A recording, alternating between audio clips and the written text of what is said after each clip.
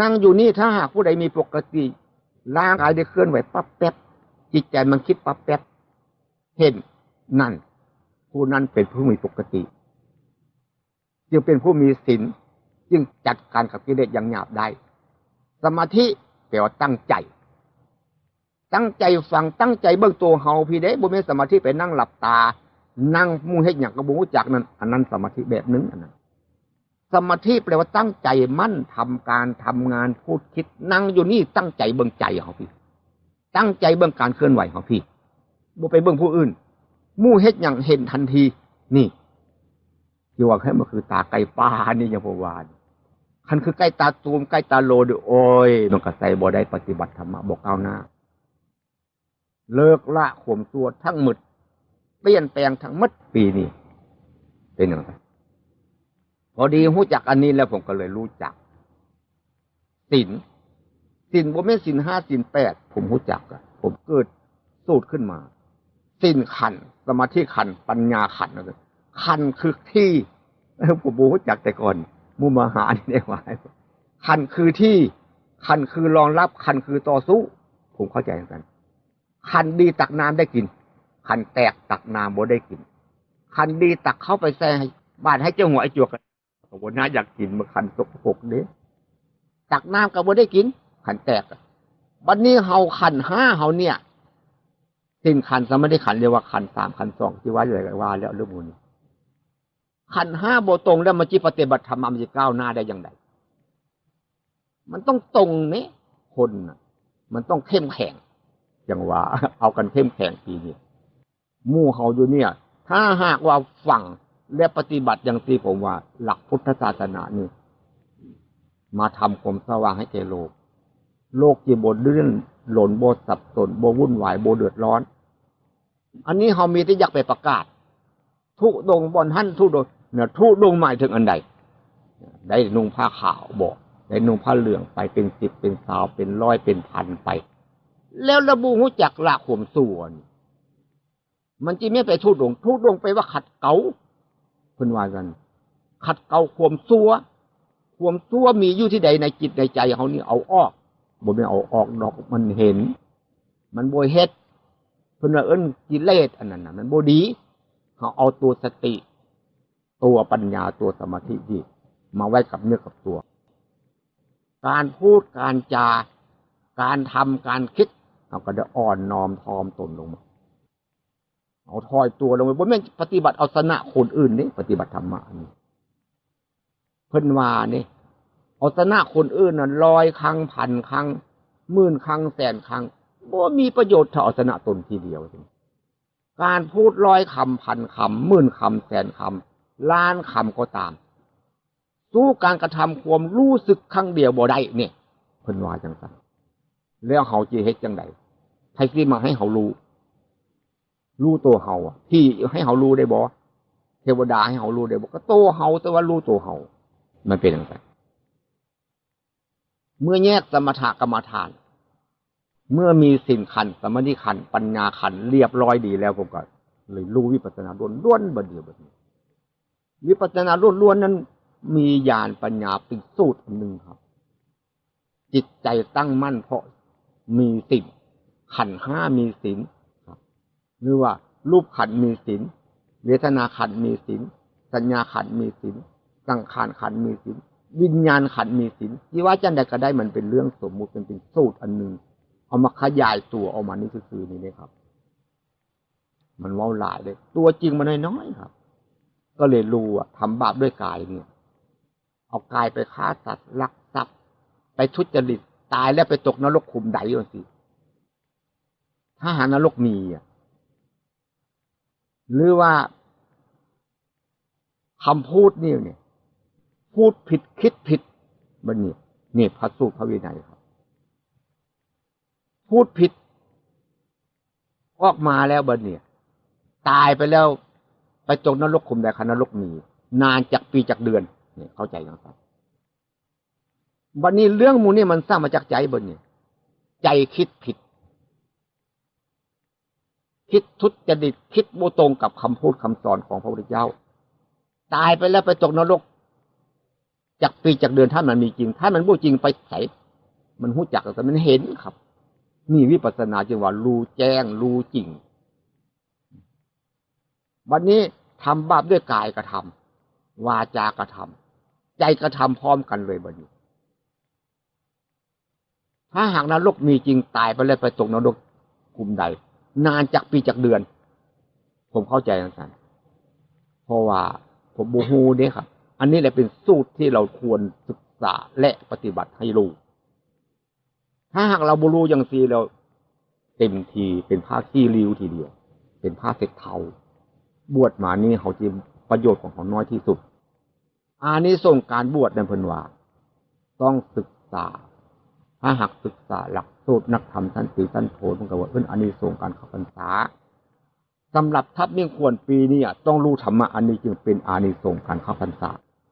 ถ้าหากบ่รู้อันนี้ก็แสดงว่าอานิสงส์การเข้าพรรษาเขาบ่มีแล้วมันเป็นบัดนี้ในทางตรงกันข้ามมันทำบุญด้วยกายปากเบาๆถ้าหากสวรรค์มีนิพพานมีจริงตายไปแล้วไปเกิดอยู่สวรรค์นานจากมือจากวันจากปีจากเดือนเข้าใจจังซี่ครับบัดนี้ปากดีว่าดีว่าแต่ความสัตย์ความจริงนี่แหละให้คนฟังตายไปแล้วไปเกิดสวรรค์สันฟ้านิพพานมันจากปีจากเดือนถ้ามีจริงนะถ้าบ่มีจริงไปไสเนี่ยมันรู้จักจังซี่บัดนี้ใจก็ดีคิดดีคิดแต่ดีให้ได้ไปทำแต่ดีตายไปแล้วไปเกิดสวรรค์สันใดนานจากปีจากเดือนรู้จักจังซี่เห็นจังซี่ครับอันนี้เป็นสูตรหนึ่งของบุคคลผู้ที่รู้จริงจริงว่ารู้แจ้งเห็นจริงตามความเป็นจริงจริงว่ารู้ตามเห็นตามเป็นสาวกพุทธะเนี่ยเข้าใจไหมครับบัดนี้กายก็ทำดีพูดก็พูดดีใจก็คิดได้ดีสามอันนี้พร้อมกันเลยถ้าหากสวรรค์นิพพานมีเป็นอย่างไรไปเกิดอยู่ไสเขาจะไปเซอร์ไว้อยู่จากปีจากเดือนมันหู้จักจังซี่พอดีหู้จักอันนี้คล้ายๆคือฟิวไฟฟ้านี่ครับคันว่ามันสว่างอยู่กับเหมือนว่าดับคันว่ามันดับก็เหมือนเขาไปปิดให้มันสว่างนึงบีบปั๊บนึงขาดมัดจนโตพี่ครับให้ว่ามีดบาดเขาแต่ก่อนมันออกจากบาดครับวันนี้เลือดมันกลับคืนเขามัดทุกหยดทีเดียวบวกออกจากบาดหดตัวเขามัดมันเป็นอย่างนั้นครับนี่เป็นอยู่ให้ประมาณจาก5 นาทีผมเป็นเดินจงกรมเพราะว่าผมพ่นดินขึ้นจากเม็ด1 หรือ 2 เม็ดพุ่นครับปาโธคนเนี่ยคำสอนน้อยๆมันคมปานนี้นอเพียงแต่ทำความรู้สึกตัวนี่อานิสงส์มันมากปานนี้นอกเหนือจากนี้ไปบ่มีแล้วก็เลยรู้จักกันจืดมัดเนื้อหมดตัวคือสำเนียงแห้งๆนี่ครับ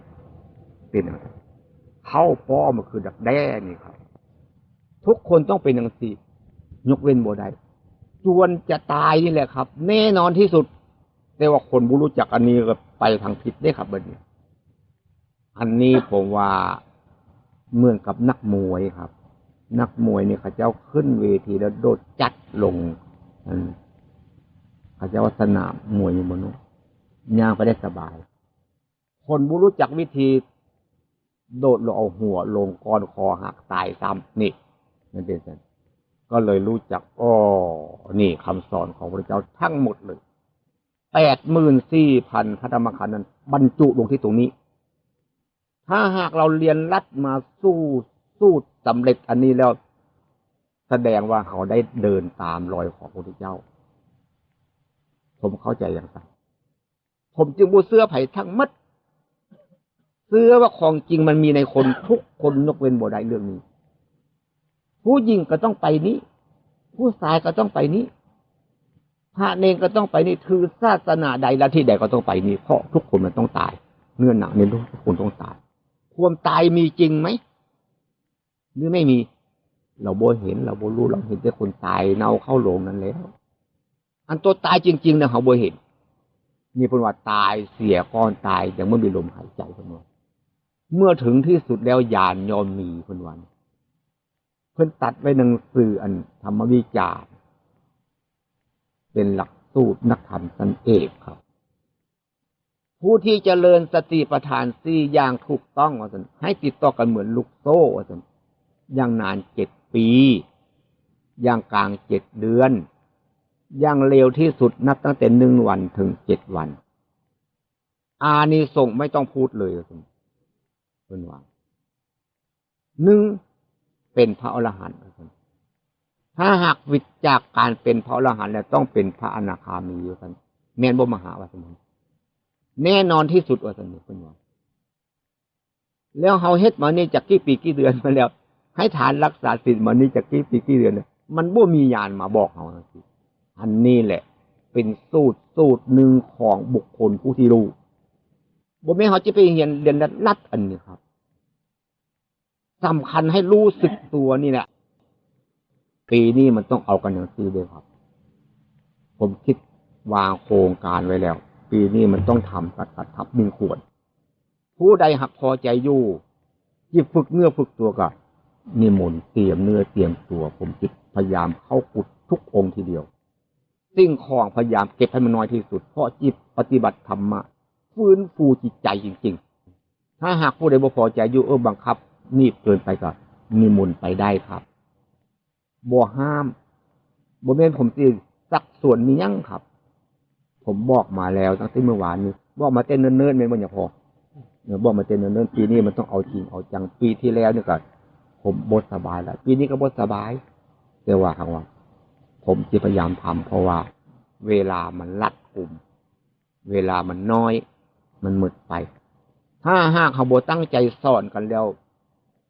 สูตรอันนี้เมื่อกี้สูตรหายไปมาขาดบ้านขาดตอนไปสูตรนี้ผมว่ามาเนี่ยเว้าตามที่ผมได้ประสบเหตุการณ์อันนี้มาจึงว่าเป็นคำสอนของพระพุทธเจ้ากับว่าได้เป็นคำสอนของผู้รู้กับว่าได้รู้อย่างไม่รู้อันนึงรู้อย่างผู้รู้อันนึงรู้อย่างไม่รู้น่ะคือรู้ที่จิตใจมันบ่รู้จิตใจมันบ่รับรองอันนั้นรู้อย่างไม่รู้รู้อย่างผู้รู้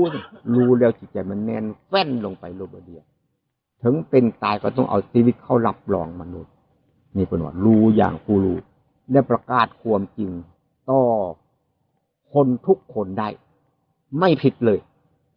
เพราะว่าทุกคนมันเป็นอย่างนั้นดิเขานั่งอยู่นี่จีมีนั่งนี่สบายอยู่ซื่อๆนี้แต่บางคนหนักสบายซื่อๆบ่รู้จักว่าจิตใจเจ้าของคิดหยังร่างกายเจ้าของนี่รูปอันนี้เคลื่อนไหวโดยบ่ได้ก็บ่รู้อันนั้นก็รู้ยังไม่รู้สบายซื่อๆอันรู้อย่างผู้รู้เนี่ยนั่งอยู่นี่ก็รู้มันเคลื่อนไหวรู้รถนี่เพิ่นว่ารู้อย่างผู้รู้จิตใจมันคิดรู้นี่รู้อย่างผู้รู้รู้เท่ารู้ทันรู้จักกันรู้จักแก้เพิ่นว่ารู้จะเอาชนะตัวได้เพิ่นว่าคันรู้เอาชนะตัวบ่ได้ก็โอ้ยก็รู้อย่างผู้ไม่รู้อีกซึ่งแล้วบัดนี้เนี่ยผมรู้มันจะมี2รู้รู้อย่างไม่รู้อันนึงรู้อย่างผู้รู้อันนึงจำให้มันดีถ้าหากว่าเขาปฏิบัติอย่างที่ทุกองค์แล้วจำนวน10ผู้รูปอยู่เนี่ยแล้วก็ไม่ออกเพราะออกกันหลายคนถ้าหากเขาฟื้นตัวสิได้แล้วได้ปีละคนผมก็พอใจแล้วออกมาช่วยกันทำงานด้านนี้เดี๋ยวนี้มันมีแต่ปริมาณคุณภาพมีน้อยเพียงว่าช่วยกันถ้าหากผู้ใดอยู่นี้ถ้าบ่อยู่นี่ก็บ่เป็นหยังครับอยู่นี่ต้องช่วยจริงๆปีนี้ผมจะออกสอบอารมณ์ถ้าหากบ่จำเป็นนะครับมือหนึ่ง2 เทื่อตอนเช้ากับตอนเย็นผมเคยทำมาแล้วแต่เมื่อเป็นโยมหมู่โยมอยู่นี่เนี่ยเคยทำกับผมคนรุ่นก้อนๆพุ่นสมัยที่แรกผมมาสอนผมเป็นโยมสอนหมู่เจ้าหกพอเท่าเรื่องหมู่ไม่เท่าเรื่องหลายคนแล้วยังบ่ตายอยู่นี่ยังก็ยังพระเรื่องกับป้าหนอมกับไม่เกิน4นั้นตายไปหมดแล้วเป็นอะไรคำอันเนี้ยเด็กน้อยผมเคยสอนมาแล้วครับอายุในเกณฑ์9 ปีถึง13 ปีเนี่ยแต่เด็กน้อยเขาบ่มีอารมณ์มากรู้ง่ายบ่เกินเดือนนึงมหาโบทอนจากเดือนก่อนอย่างฮู้จักรู้คุณ มันมีอารมณ์อันนี้มันเหียนไปติดอารมณ์มันไปติดความหูมันสูดเหียนมาพุ่นมันเป็นอย่างไรมูมหาโบทองนี่แหละเป็นรุ่นแรกละมูเนี่ยมาช่วยกันฟื้นอันนี้เนี่ยมันเป็นอย่างไรก็เลยมีจังหวะมีท่าทีขึ้นมาเขามาเฮ็ดไซอันจังหวะเพื่อปลุกคนผู้ที่บ่มีความรู้บ่มีปัญญาให้มันตื่นตัวให้มันปลุกตัวอันที่จังหวะพลิกมือขึ้นท่วมมือลงเนี่ยอันสูตรที่ผมว่าเนี่ยอันนี้มันมีสติขึ้นมาแล้วมันเกิดปัญญาเกิดการเห็นแจ้งจิว่าวิปัสสนาจังหวะรู้แจ้งรู้จริงรู้แล้วต่างเก่าล่วงภาวะดต่างเก่าแท้ๆบ่เคยรู้ได้แต่ก่อนจิตใจก็อ่อนน้อมถ่อมตนขึ้นมาลงอยากให้คนฮู้นำอยากให้คนฮู้แล้วไปป้อยไปด่าไปเตะไปตีเขาเจ้าก็บ่แม่นอีกตื่มลานก็ได้มันผิดอันนั้นมันประกอบด้วยโทสะโมหะโลภะอันนั้นมันบ่ประกอบด้วยสติสมาธิปัญญามันเป็นมิจฉาทิฏฐิอย่างทิฏฐิจึงแปลความเห็นผิดปฏิบัติมันก็ผิดเห็นถูกปฏิบัติมันก็ถูกเพิ่นอย่างว่าไว้พระพุทธเจ้าว่าสัตว์ทั้งหลายคือเราตถาคตคือกันกับพระพุทธเจ้าสัตว์ทั้งหลายเหมือนเราตถาคตเหมือนกันกับพระพุทธเจ้าสัตว์ทั้งหลายเป็นตถาคตเนี่ยเป็นสาวกพุทธะบ่แม่นเป็นพระพุทธเจ้าเพิ่นบอกกันแล้วเฮาบ่ได้เฮ็ดสัตว์ทั้งหลายบัดเนี่ยตัวสุดท้ายเพิ่นว่าเราผู้เป็นตถาคตไปถึงแล้วแห่งนั้นแล้วจึงนำมาสอนพวกเธอทั้งหลายให้พวกเธอทั้งหลายจงประพฤติปฏิบัติตามอย่างเราตถาคตนี้ก็จะรู้จะเห็นจะเป็นจะมีอย่างเราตถาคตนี้แน่คำนี้เป็นคำสำคัญที่สุดเรารู้เราเห็นเราเป็นเรามีคือพระพุทธเจ้าแล้วหรือยังคันบ่รู้บ่เห็นบ่เป็นบ่มีคือพระพุทธเจ้าก็เป็นภาคขี้ริ้วเท่านั้นแล้วเป็นการลอกลวงซะนะบ่ลอกลวงผู้อื่นบ่พอลอกลวงตัวเองนี่มันเป็นไงผมรู้จักแล้วยกมือไหว้ตัวเองนะตั้งแต่มื้อนั้นมาจังว่าไหว้ตัวเองก็มีจังหวะครับไหว้ตัวเองได้แท้ๆไหว้ผู้อื่นนึงก็เฮ็ดแต่ลูกกายภายนอกใจเฮาเห็นใจเฮาไหว้ตัวเฮาพี่เด้อคือว่าทำดีพูดดีคิดดีจะเห็นพร้อมกันเดียวพระพุทธพระธรรมพระสงฆ์มีแล้วในคนทุกคนบ่ยกเว้นครับที่มาเตือนมื้อนี้ก็ให้ว่ามื้อนี้เป็นมื้อเข้าพรรษาครับเป็นวันศุกร์แม่นบ่เนาะที่29มื้อนี้เป็นมื้อเข้าพรรษาเวลาเย็นทำวัดเย็นแล้วก็เข้าพรรษากันผมก็สิเข้าพรรษาตอนเที่ยงภาวนาโตโมเพราะผมจะลงกรุงเทพไปซีดยาครับพอคอนี่ก็ไข้ขึ้นมานี่บวมต้นโตนี่ต้องรักษาตัวไว้จากน้อยครับเพราะว่าซีดยาแล้วผมจะรีบมาหาหมู่มาพยายามควบคุมกันจริงๆทุกองค์ได้บุญพระเก่าบุญพระใหม่อยู่นี่ครับผมก็เป็นพระใหม่หมู่เพิ่งก็เป็นพระใหม่เขาช่วยกันสร้างเกาะทับมีขวดมีหลอมบึงให้เป็นสถานที่ปฏิบัติธรรมะให้มันมั่นคงลองเบิ่งคันถ้าหากเฮาบ่เฮ็ดแล้วก็บ่มั่นคงแล้วเป็นจังได๋ความมั่นคงความถาวรความแข็งแกร่งอยู่ที่เฮาทำเองอย่าไปเลาะแหละการนุ่งเสื้อนุ่งผ้าเปลี่ยนการคบการสั่นเปลี่ยนนิสัยดีต้องเปลี่ยนการไปบิณฑบาตคือกันต้องเปลี่ยนอย่างใดเปลี่ยนเอาคุณดีความงามไปให้ญาติโยมเห็นอย่าเอาความชั่วไปให้เจ้าเห็นเลิกการซื้อหนังสือพิมพ์มาอ่านตั้งแต่มื้อนี้เป็นต้นไปถ้าหากพระจีโดนอ่านหนังสือพิมพ์นิมนต์ไปโลดบ่ต้องอยู่นี่เพราะหนังสือพิมพ์มันเป็นหนังสือเรื่องโลกที่เอาแต่ธรรมะล้วนๆเข้าไปทีเดียวปีนี้พระเนรทุกองค์ครับบอกไว้อย่างนี้ได้ยินบ่ครับถ้าได้ยินก็เลิกถ้าหากพระจีโดนเอานิมนต์ไปโลดครับมันจะมาทำลายอยู่นี้เสื้อโลกอันนั้นมันบ่ดีคนบ่ดีอยู่ใส่กระเดือดร้อนเป็นลักษณะที่ผมว่านี่บ่แม่นเว้าขนาดบ่แม่นเว้ายกย่องดีทุกคนของเพศนี้เขาเลิกได้เฮ็ดได้เป็นลักษณะเอาแหละที่ ที่ผมได้ให้ข้อคิดถึงเครื่องตื่นจิตสติใจมาตอนเช้าวันนี้ก็เห็นว่าสมควรแก่เวลาแล้วท้ายที่สุดนี้ผมและพวกพระสงฆ์ทุกคนขออ้างอิงเอาคุณของพระพุทธเจ้าและพระธรรมคำสั่งสอนขององค์สมเด็จพระสัมมาสัมพุทธเจ้าและคุณของพระลันตาสาวกพระสัมมาสัมพุทธเจ้ามาเตือนจิตและจิตใจของพวกเรา